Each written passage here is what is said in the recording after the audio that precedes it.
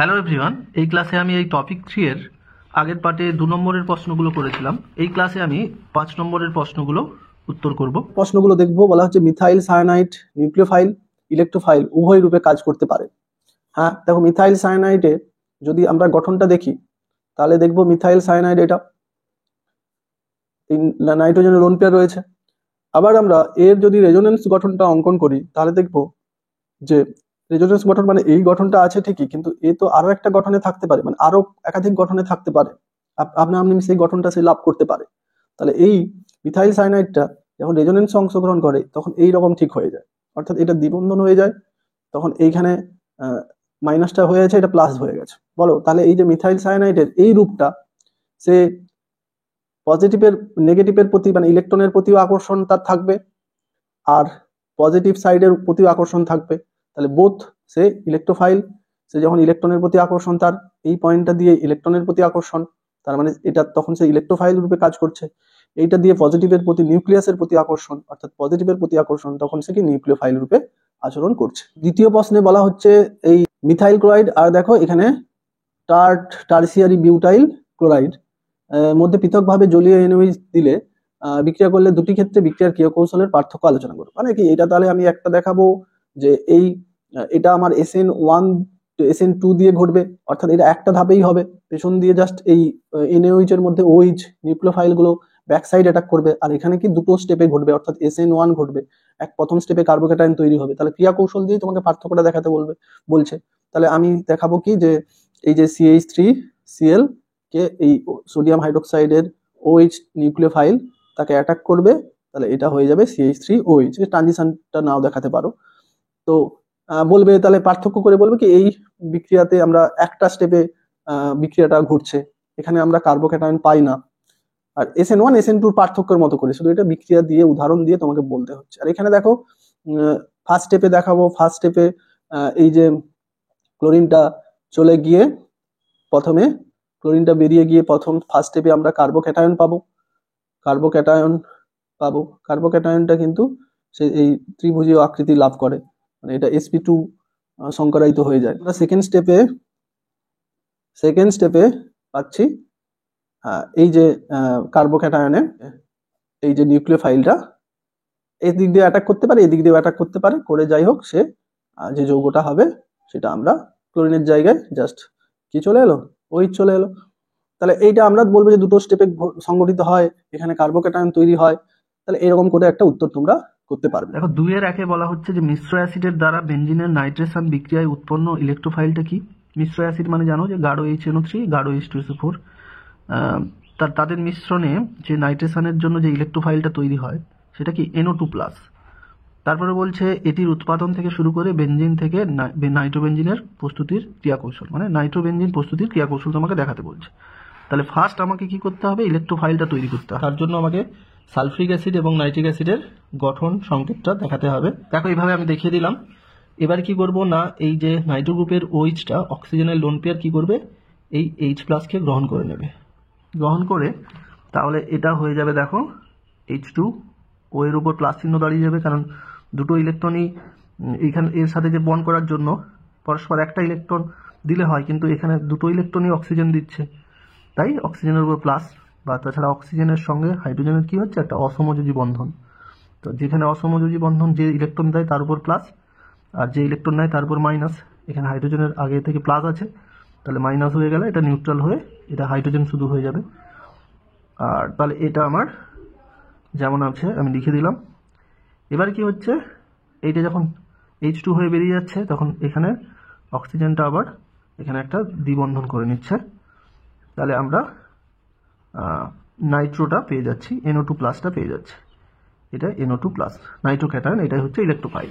এবারে আমাকে দেখাতে হবে কিভাবে এই ইলেকট্রোফাইলটা বেনজিনে যুক্ত হচ্ছে, প্রতিস্থাপন করছে বেনজিনের হাইড্রোজেনকে।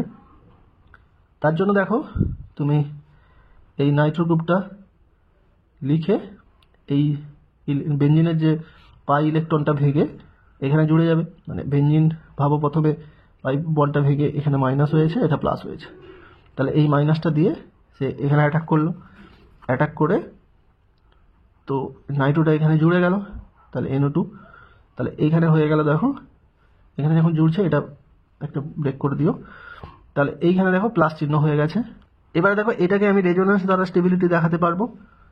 এইভাবে দেখো, দেখবে তোমরা একটা প্রতিস্থাপন দেখে নিলে বেঞ্জিনের অনেকগুলো প্রতিস্থাপন বিক্রিয়া তোমাদের দেওয়া আছে, তাহলে হয়ে যাবে। দেখবে এইটা যেমন চলে যাচ্ছে এখানে প্লাস, আবার এইটা এখানে শিফট করবে, নাইট্রোটা এখানে থাকবে। তো এইরকম দেখবে তিনটে সিগমা হাইব্রিড যাকে বলে, যেটাকে আমার রেজোনেন্স হাইব্রিড দিয়ে দেখালে এইভাবে দেখাবে NO2 এই করে এখানে সিগমা প্লাস। এবার লক্ষ্য করো এই হাইব্রিডটার কিন্তু দেখো অ্যারোমেটিসিটি চলে গেছে, অ্যারোমেটিক ক্যারেক্টার চলে গেছে। তা আবার তাহলে সেই অ্যারোমেটিক ক্যারেক্টার রিগেন করার জন্য তাহলে এই যে আমি এটাই নিয়ে নিচ্ছি, তাহলে এই যে আমাদের নাইট্রোটা অ্যাড হয়ে যেটা তৈরি হয়েছে, তাহলে এইখানে দেখো একটা হাইড্রোজেন আছে। তো প্রত্যেকটা জায়গায় তো মানে এই বেঞ্জিনের একটা হাইড্রোজেন, প্রত্যেকটা কার্বনের হাইড্রোজেন আছে। তো এই হাইড্রোজেনটা কি করবে, সে লুজ করবে। লুজ করতে দেখো সেটাকে হেল্প করবে এইখান থেকে, দেখো এই যে হাইড্রোজেন চলে গিয়েছিল এটা কি, তাহলে OSO3H হয়ে আছে, সে এইটা আবার কি করবে, এই হাইড্রোজেনকে নিয়ে নেবে। নিয়ে নিলে দেখো দেখো আবার অ্যারোমেটিক ক্যারেক্টার গেইন করবে। তাহলে তিনটে ধাপে, প্রথমে ইলেকট্রোফাইল প্রস্তুতি, তারপর বেঞ্জিনের নাইট্রেশনটা কিভাবে জুড়ে যাচ্ছে সেটা দেখাবে, তারপরে কিভাবে হাইড্রোজেনটা চলে গিয়ে আবার অ্যারোমেটিক ক্যারেক্টার রিগেন করছে সেটা তোমাকে দেখাতে হবে। দেখো এবার তোমাকে বলছে যে এই নিচের XYZ শনাক্ত, দেখো এটা পরের চ্যাপ্টারে আমরা পড়বো, তবু এখানে ক্রিয়া কৌশলটা বোঝার জন্য এই রিয়াকশনটা তোমাদের মনে রাখতে হবে। কারণ এটা একটা কেস যেখানে দেখবো যে ইথানলীয় কেওইচ, দেখো একই বিকারক কেওইচই আছে কিন্তু এটা জলীয় কেওইচ, অর্থাৎ দ্রাবক। এই বিক্রিয়ার ক্ষেত্রে দ্রাবকটা হচ্ছে অ্যালকোহল, এই বিক্রিয়ার ক্ষেত্রে দ্রাবক হচ্ছে জল। তাহলে দ্রাবকটা চেঞ্জ করে দিলেই দেখো এই বিক্রিয়াটার দুটো ভিন্ন প্রোডাক্ট পাওয়া যাবে, কারণ তখন ভিন্ন ক্রিয়া কৌশল দিয়ে এখানে আমরা ইথানলীয় কেওইচ দিলে তাহলে দেখবে এখানে অপনয়ন বা এলিমিনেশন বিক্রিয়া হবে, হয়ে দেখবে এখানে ডবল বন্ড তৈরি হবে। আর জলীয় কেওইচ দিলে এখানে আমাদের ওইচটা, ব্রোমিনটা ওইচ দ্বারা রিপ্লেস হয়ে যাবে, অর্থাৎ প্রতিস্থাপন বিক্রিয়া ঘটবে। এই রিয়েজেনের জন্য অপনয়ন বিক্রিয়া ঘটবে, আর এই রিয়েজেনের জন্য এখানে প্রতিস্থাপন বিক্রিয়া ঘটবে। তো সেটাই আমাকে দেখাতে হবে, তোমাকে শনাক্তকরণ করতে হবে। তাহলে আমি প্রথমে CH3CH2Br, তো এইখানে প্রথমে আমি দিয়েছি কেওইচ আর তাপ। তো এটা দিলে দেখো আমি বলছি কি হবে না, এই যে কার্বনের ব্রোমিনটা বেরিয়ে যাবে, এইখানের আরেকটা হাইড্রোজেন বেরিয়ে যাবে, মানে টোটাল HBr ইউনিটটা বেরিয়ে যাবে। বেরিয়ে গিয়ে এইখানে কি হয়ে যাবে, দ্বিবন্ধন হয়ে যাবে, ডবল বন্ড CH2। দেখো এবার তোমাকে এখান থেকে আবার HBr দেওয়া হচ্ছে, তাহলে এটা হলো X। তো এখানে আবার HBr দিলে কি হবে, দেখো এটা মার্কোনিকভ রুলে HBrটা এখানে আবার কি যুত বিক্রিয়া বা এডিশন বিক্রিয়া হবে, যেখানে বেশি হাইড্রোজেন সেখানে হাইড্রোজেন যুক্ত হবে, ব্রোমিনটা এই কার্বনে যুক্ত হবে, এটা ডবল বন্ডটা সিঙ্গেল বন্ড হয়ে যাবে। তাহলে সেটা কীরকম, CH, তাহলে এইটা Br, এইখানে তাহলে এই ডবল বন্ডের দুটো কার্বনে এখানে Br যুক্ত হলো, এখানে হাইড্রোজেন যুক্ত হলো, মার্কোনিকভ নীতিতে প্রোডাক্টটা তৈরি হয়েছে। এবারে দেখো এইখান থেকে দেওয়া হচ্ছে জলীয় কেওইচ, মানে অ্যাকোয়াস কেওইচ তাপ। তা অ্যাকোয়াস কেওইচ দিলে তাহলে এখানে জাস্ট এটা এই OH মাইনাসটা কি করবে, SN1 বা SN2 দ্বারা এটা জাস্ট প্রতিস্থাপিত হয়ে একটা অ্যালকোহল তৈরি করবে। তাহলে এটা আমাদের Y। তোমাকে এখানে জাস্ট মনে রাখতে হবে এই রিয়েজেন্টটা দিলে তাহলে অপনয়ন বিক্রিয়া ঘটবে, অপনয়ন, আর এইটা দিলে এখানে হবে প্রতিস্থাপন। তাহলে এবার 3-এর একে বলা হচ্ছে 2 প্রোপেনকে KOH এর জলীয় দ্রবণ সহ উত্তপ্ত করে যে বিক্রিয়া দ্বারা প্রোপেন পাওয়া যায় তার ক্রিয়া কৌশল লেখো। প্রথমে কি করব, 2 ব্রোমোপ্রোপেনকে KOH এর অ্যালকোহলীয় দ্রবণ দিয়ে উত্তপ্ত করে যে প্রোডাক্টটা হয় সেটা লিখব। ব্রোমোপ্রোপেন মানে প্রোপেন, তাহলে 2 পজিশনে রয়েছে ব্রোমিন, তাহলে বাকিগুলো হাইড্রোজেন দিয়ে ফিল আপ করে নাও। এবারে আমাকে কি করতে হবে, এতে আমি অ্যালকোহলীয় কেওইচ দেব, ইথান মানে যে কোনো অ্যালকোহল, যেমন আগে আমরা দেখলাম ইথানলীয় কেওইচ, অ্যালকোহলীয় কেওইচ আর তাপ দিয়ে উত্তপ্ত করব। উত্তপ্ত করলে আমাদের যে প্রোডাক্টটা হবে, আমি এখনই বললাম যে অ্যালকোহল থাকলে এটা কি হবে, এলিমিনেশন ঘটবে। এলিমিনেশন অর্থাৎ এখানে এই কার্বন একই পজিশন, তো যে কোনো একটা কার্বন থেকে হাইড্রোজেন নিয়ে তো এটা HBr ইউনিট হয়ে বেরিয়ে যাবে। তাহলে এটা আমাদের যে প্রোডাক্টটা হবে সেটা ধরো এদিকে আমি ডবল বন্ড দিয়ে দিচ্ছি, এটা একটা অ্যালকেন তৈরি হবে। দেখো এবারে প্রশ্নটা রয়েছে উত্তপ্ত করে যে বিক্রিয়া দ্বারা প্রোপেন পাওয়া যায়, তাহলে এটা কিন্তু দেখো প্রোপিন, এটা আমাদের প্রোপিন পাওয়া গিয়েছে।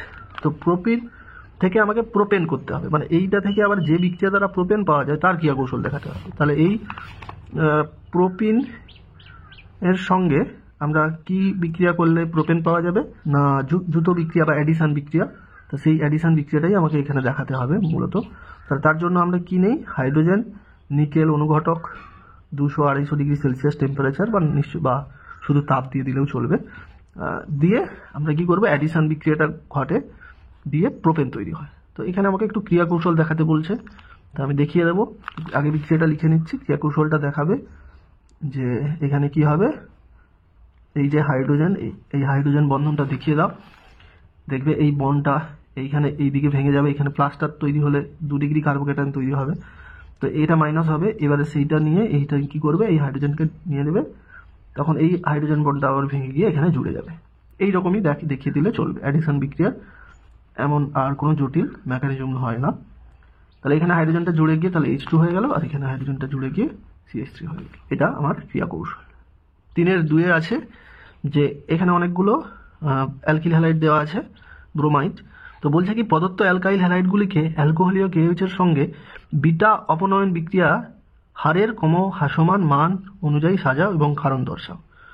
মানে দেখো এরা তো সমস্ত এই অ্যালকোহলীয় KOH দিলে এলিমিনেশন ঘটবে, বিটা এলিমিনেশন একটা টাইপ, যেটাকে E2 এলিমিনেশন বলি, E2 অপনয়ন, E1 E2 তোমরা পড়েছো। তো যেখানে আমরা দেখবো যে বিটা পজিশন, ব্রোমিনটা যে কার্বনে যুক্ত তার বিটা পজিশন থেকে হাইড্রোজেনটা বেরিয়ে গিয়ে যে অ্যালকিনটা তৈরি হবে সেটাকে বিটা অপনয়ন বলবো। এই হাইড্রোজেন আর ব্রোমিনটা একই ধাপে এটা ঘটবে, E2 মানে একটা ধাপে ঘটবে। তাহলে সেটা ক্রমহ্রাসমান অনুযায়ী সাজাবো। দেখো তার জন্য আমি কি করছি, 3টে অ্যালকিল হ্যালাইডকে প্রথমে লিখে নিই। দেখো প্রথমে রয়েছে CH3(2), তার মানে এই দেখো এখানে এই CH এর সঙ্গেই কিন্তু দুটো CH3 আছে, এখানে এটা হাইড্রোজেন, তা হাইড্রোজেনটা আমি দেখিয়ে দিচ্ছি। তারপরে কি আছে না, CH2Br, CH2Br এটা আছে। সেকেন্ড আছে CH3CH2Br।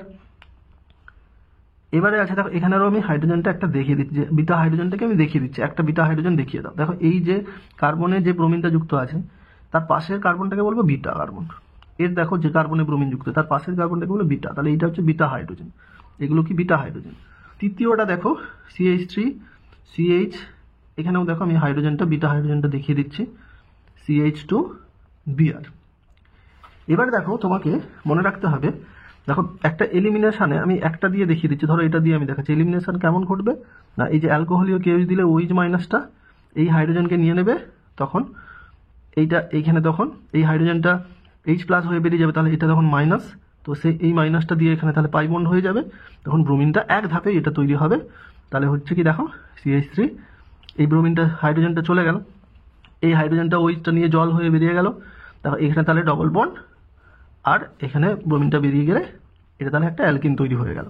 এইগুলোর মধ্যে বিটা অপনয়নটা কার ক্ষেত্রে বেশি হবে, দেখো সবসময় মনে রাখবে বিটা E1 বা E2 দুটো ক্ষেত্রেই যে বেশি প্রতিস্থাপন যুক্ত অ্যালকিন তৈরি করবে সেটাই দ্রুত ঘটবে।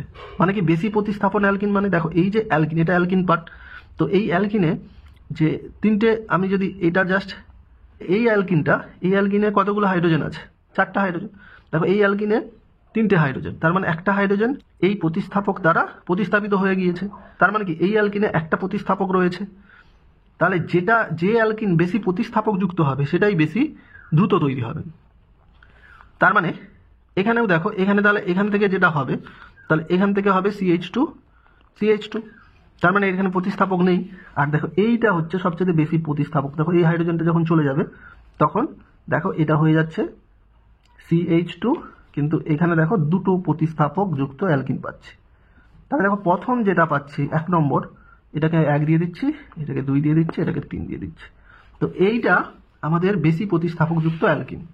তাহলে আমাকে বেশি প্রতিস্থাপক অ্যালকিনটা কিন্তু দ্রুত তৈরি হয়, তাহলে E1 E2, তাহলে E2 বা বিটা অপনয়ন তাহলে কার ক্ষেত্রে বেশি হবে, এটার ক্ষেত্রে। তো ক্রমহ্রাসমান অনুযায়ী সাজাল বলছে, বড় থেকে ছোট। দেখো ক্রমহ্রাসমান অর্ডারটা তাহলে কি হবে, প্রথমে সবচাইতে বেশি হবে 1, তারপরে দেখো 3, কারণ দেখো এখান থেকে এই অ্যালকিনটা হচ্ছে একটা প্রতিস্থাপক যুক্ত, তারপর দেখো 2, কারণ এখানে তো আর কোনো প্রতিস্থাপক যুক্ত অ্যালকিন তৈরি হচ্ছে না, তাহলে এইটা সবচাইতে কম হারে তৈরি হবে। দেখো এখানে একটি মুক্তমূলক প্রতিস্থাপন বিক্রিয়ার উদাহরণ দাও। তো মুক্তমূলক প্রতিস্থাপন বিক্রিয়ার উদাহরণ হিসেবে আমরা বলতে পারি যে এই যে ক্লোরিনেশন হয়েছিল, আমরা ক্লাস 10-এ যে মিথেনের ক্লোরিনেশন কেন মুক্তমূলক প্রতিস্থাপন বিক্রিয়া দিয়েই কিন্তু ঘটে। কারণ এখানে দেখো, ধরো আমি মিথেন নিলাম, মিথেনে আমি যদি ক্লোরিন আর সূর্যালোক দিই, ইউভি দিই, বা এইচমিউ বলতে বিক্ষিপ্ত সূর্যালোক, তাহলে সেটা দিলে দেখবো এখানে এই বিক্ষিপ্ত সূর্যালোকে যে মিথাইল ক্লোরাইডটা তৈরি হচ্ছে সেটা কিন্তু মুক্তমূলক গঠনের মাধ্যমে তৈরি হচ্ছে। এবারে যে বিক্রিয়াটা চলতে থাকবে সেগুলো কিন্তু মুক্তমূলক প্রতিস্থাপন বিক্রিয়া ঘটে। কিভাবে দেখো, মিথেনকে যদি আমি এই সূর্যালোকে মিথেন মুক্তমূলকে ভেঙে যায়, মানে ধরো মিথেনের প্রত্যেকটা যে কার্বন হাইড্রোজেন সেগুলো হচ্ছে সমবিভাজন ঘটে, তাহলে সমবিভাজন ঘটে কি একটা হাইড্রোজেন মুক্তমূলক আর এখানে মিথাইল মুক্তমূলক তৈরি হচ্ছে। তেমনি ক্লোরিনও সূর্যালোকের উপস্থিতিতে মুক্তমূলক তৈরি করে, অর্থাৎ ক্লোরিন সক্রিয় ক্লোরিন তৈরি করে। এবারে এই যে মিথাইল মুক্তমূলক আর ক্লোরিন মুক্তমূলক তারা জুড়ে গিয়ে তারা কি করবে, মিথাইল ক্লোরাইড তৈরি করবে। এরকম প্রত্যেকটা ধাপেই কিন্তু এরকম মুক্তমূলক ভাবে ঘটে। তাহলে এই মিথাইল ক্লোরাইডের মিথেনের প্রতিস্থাপন বিক্রিয়াটা দিয়ে দিলেই সেটা উদাহরণ। এবার বলছে টার্ট বিউটাইল ক্লোরাইড SN2 বিক্রিয়া অংশগ্রহণ করে না কেন? একই প্রশ্ন দেখো, টার্ট বিউটাইল মানে সে 3 ডিগ্রি কার্বোক্যাটায়ন তৈরি করবে। 3 ডিগ্রি কার্বোক্যাটায়ন আমরা জানি SN1 কার্বোক্যাটায়ন টেবিল বলে, সেটা SN1 দিয়ে হবে, মানে যে প্রক্রিয়ায় কার্বোক্যাটায়ন তৈরি হয় SN1 এ কার্বোক্যাটায়ন ঘটে। SN2 ঘটবে না কেন বুঝতে পারছো, যে এই যে আমি যদি টার্ট বিউটাইলটা আঁকি, তাহলে এই যে 3টে মিথাইল গ্রুপ আছে, 3টে মিথাইল গ্রুপ হওয়ার জন্য বলবে back side attack not possible. কারণ এখানে দেখো মিথাইল, এটা টার্ট বিউটাইল ক্লোরাইড, এই যে ব্যাক সাইড দিয়ে যখন OH কার্বন ক্লোরিনের সঙ্গে যুক্ত কার্বনকে অ্যাটাক করবে, তখন এই নিউক্লিওফাইলের সঙ্গে কার্বনের সঙ্গে যুক্ত যে মিথাইল গ্রুপগুলোর আকারে বড় হয়, তাদের মধ্যে একটা steric hindrance SIR effect, steric effect কাজ করবে। স্টেরিক এফেক্টের জন্য এই OH পেছন ব্যাক সাইড দিয়ে অ্যাটাক করতে পারবে না, সেই জন্য SN2 অর্থাৎ একটা স্টেপে যে নিউক্লিওফিলিক বিক্রিয়াগুলো ঘটে সেটা ঘটবে না। তারপরে দেখো 300 ডিগ্রি উষ্ণতায় অনার্দ্র অ্যালুমিনিয়াম ক্লোরাইডের উপস্থিতিতে 1-ক্লোরোপ্রোপেনের কি ঘটে, সমীকরণ সহ লেখো। দেখো এখানে রিঅ্যারেঞ্জমেন্ট ঘটে, পুনর্বিন্যাস বিক্রিয়া ঘটে। পুনর্বিন্যাস বিক্রিয়াটা আমরা জানি যে এখানে আমি দেখব কি না, 1-ক্লোরোপ্রোপেন, তার মানে প্রোপেনের 1 পজিশনে ক্লোরিন আছে। তো এইখানে আমরা অনার্দ্র অ্যালুমিনিয়াম ক্লোরাইড দিলে কি হবে দেখো, যখন এই AlCl3 তার এই ভ্যাকেন্ট ডি অরবিটাল আছে, তাহলে এই ক্লোরিনের লোন পেয়ার গুলো এই ভ্যাকেন্ট ডি অরবিটালে দান করার ফলে তাহলে এই ক্লোরিনটা এর সাথে জুড়ে যাবে। জুড়ে গিয়ে কি তৈরি হচ্ছে, CH3 CH2 Cl, তাহলে এর সঙ্গে জুড়ে গিয়ে কি হচ্ছে, এইখানে যখন বন্ডটা তৈরি হচ্ছে AlCl3, তাহলে এইটা যখন দেখো দান করছে, মানে এটা আমি মাইনাস লিখবো, এটা প্লাস লিখবো, তার মানে এই বন্ডটা এবার দেখো ভেঙে যাচ্ছে। ভেঙে গিয়ে তাহলে হচ্ছে কি CH3 CH2 CH2, তাহলে এটা এই কার্বোক্যাটায়ন তৈরি হচ্ছে। এবারে কি হচ্ছে না, এটা হয়ে যাচ্ছে AlCl4 হয়ে যাচ্ছে, আর এখানে এটা হয়ে যাচ্ছে। এবারে দেখো এটা হলো আমাদের 1 ডিগ্রি কার্বোক্যাটায়ন, তাহলে কখনো যদি সম্ভব হয় 1 ডিগ্রি কার্বোক্যাটায়নটা যদি 2 ডিগ্রি হতে পারে, সেটা হয়ে যাবে, কারণ 2 ডিগ্রি কার্বোক্যাটায়ন বেশি স্টেবল। সেটা হওয়ার জন্য দেখো এইখানের একটা হাইড্রোজেন যদি এখানে চলে আসে, তাহলে এটা CH3 হয়ে যাবে, কার্বোক্যাটায়নটা এখানে তৈরি হয়ে যাবে। অর্থাৎ আমি যদি এটা একটু মেকানিজম দেখাবো বা ক্রিয়াকৌশল দেখাবো বলি, তাহলে এই হাইড্রোজেনটা কি বলবো, এইখানে শিফট করে গেল, তাহলে এইখানে তখন কার্বোক্যাটায়ন, তাহলে হয়ে যাবে 2 ডিগ্রি কার্বোক্যাটায়ন। 1 ডিগ্রি কার্বোক্যাটায়ন তাহলে 2 ডিগ্রি কার্বোক্যাটায়ন হয়ে গেল। 2 ডিগ্রি কার্বোক্যাটায়নের এবারে কি করবো দেখো, এর মধ্যে কি আছে, ACl মাইনাস আয়ন দিতে পারে, তাহলে এবারে আমরা Cl মাইনাস দিলে তাহলে সেটা আবার তাহলে এখানে জুড়ে গিয়ে তাহলে দেখো 2 মানে 1-ক্লোরোপ্রোপেনটা হয়ে যাচ্ছে 2-ক্লোরোপ্রোপেন, অর্থাৎ রিঅ্যারেঞ্জমেন্ট ঘটছে। পুনর্বিন্যাসে এই লক্ষ্য করো, এটাই জাস্ট দেওয়া আছে ছায়ার বইয়ে, দেখো এটার স্ক্রিনশট নিয়ে নিতে পারো। দেখো এই ক্লোরিনটা চলে যাচ্ছে, ক্লোরিনটা নিয়ে নেওয়াটা দেখায়নি এখানে, আপাতত ক্লোরিনটা আমি দেখালাম কিভাবে নিয়ে নিচ্ছে। জাস্ট এখানে ক্লোরিনটা বের করে দিয়েছে, এই অ্যালুমিনিয়াম ক্লোরাইডটা ক্লোরিনটাকে গ্রহণ করে নিয়ে ক্লোরিন AlCl4 মাইনাস হয়ে গেছে, তাহলে এখানে কার্বোক্যাটায়ন হয়েছে। কার্বোক্যাটায়ন হওয়ার জন্য এই হাইড্রোজেনটা দেখো এখানে শিফট করে গিয়ে কার্বোক্যাটায়ন 1 ডিগ্রি কার্বোক্যাটায়ন হয়ে গিয়েছে 2 ডিগ্রি। এবারে সেখানে আবার ক্লোরিন মাইনাস, অ্যালুমিনিয়াম ক্লোরাইডের মধ্যে আবার ক্লোরিন মাইনাস আছে, সেই ক্লোরিন মাইনাস গুলো যুক্ত হয়ে 2-ক্লোরোপ্রোপেন হয়ে গেল। 1-ক্লোরোপ্রোপেন থেকে 2-ক্লোরোপ্রোপেন। এরকম 5-এ বলছে SN1, এই যে যৌগটা SN1 বিক্রিয়ায় অংশগ্রহণ করে, কিন্তু SN2 তে করে না কেন? একই রকম দেখো, SN1 মানে দুটো স্টেপে ঘটে, কারণ এইটা যদি বেরিয়ে যায় তাহলে এইখানে প্লাস হবে, যদিও এটা 1 ডিগ্রি কার্বোক্যাটায়ন, কিন্তু তার পাশের যে কার্বোক্যাটায়নটা সেখানে 3টে মিথাইল গ্রুপ থাকায় দেখো তারা সবাই ইলেকট্রন ঠেলার কারণে এই প্লাসটা এই মিথাইল গ্রুপগুলোর জন্য কিন্তু এখানেও সে এই প্লাসটা এখানে স্টেবিলিটি লাভ করে। আর SN2 তে ঘটবে না কেন বুঝতে পারছো? যে এই ব্যাক সাইড দিয়ে অ্যাটাক করার সময়, এইখানে অ্যাটাক করার সময় এই মিথাইলগুলোর সঙ্গে যে নিউক্লিওফাইলটার একটা স্টেরিক এফেক্ট কাজ করবে, স্টেরিক হিন্ড্রেন্স কাজ করবে, হ্যাঁ, ধাক্কা ধাক্কি কাজ করবে, যার ফলে SN2 ঘটবে না। তো এইভাবে তোমরা কিন্তু, আমি এই টপিকটার প্রায় যেগুলো আর বাকি, দেখো প্রশ্নগুলো খুব একটা ইম্পর্টেন্ট নয়, দেখবে তোমরা খালি সব প্রশ্ন করার চেষ্টা করো, থিওরি ভালো করে পড়ো, সঙ্গে এই যে 2 স্টার, মানে যেগুলো স্টার নেই তো পড়ারই দরকার নেই, 3 স্টার 2 স্টার 1 স্টারের প্রশ্নগুলোই তোমরা সলভ করো, তাতেই তোমাদের কনসেপ্ট ক্লিয়ার হয়ে যাবে, তাতেই তোমরা পরীক্ষায় প্রশ্নগুলো অ্যাটেন্ড করতে পারবে। এরপরে আমি দেখো তোমাদের এই হাইড্রোকার্বনের বিক্রিয়াগুলো নিয়ে একটা ভিডিও করব, যেখানে আমি তোমাদের বিক্রিয়াগুলো কিভাবে মনে রাখবে, রিয়েজেন্ট কিভাবে মনে রাখবে, একটা ডায়াগ্রাম দিয়ে তোমাদের বিষয়গুলো বোঝাবো। তারপরে এই প্রশ্নগুলো হাইড্রোকার্বন সলভ করবো। আশা করি তোমাদের টিউশনে এখনো হাইড্রোকার্বন শুরু হয়ে গেছে। তো হাইড্রোকার্বনের সেই ক্লাসগুলো তোমাদের দরকার হলে কমেন্টে সবাই তাহলে কমেন্ট করে বলবে, তাহলে আমি খুব শীঘ্রই এই ক্লাস নিয়ে আসবো। ওকে, আজকের ক্লাসটা ভালো লাগলে ভিডিওটাতে একটা লাইক কমেন্ট করে দিও, আর তোমাদের বন্ধুদের সাথে ওই ভিডিওটা শেয়ার করে দিও। আর যারা চ্যানেলে নতুন তারা অবশ্যই আমার চ্যানেলটি সাবস্ক্রাইব করে দাও, আমার টেলিগ্রাম হোয়াটসঅ্যাপ গ্রুপেও জয়েন হয়ে যাও। Okay, God bless you all, thanks for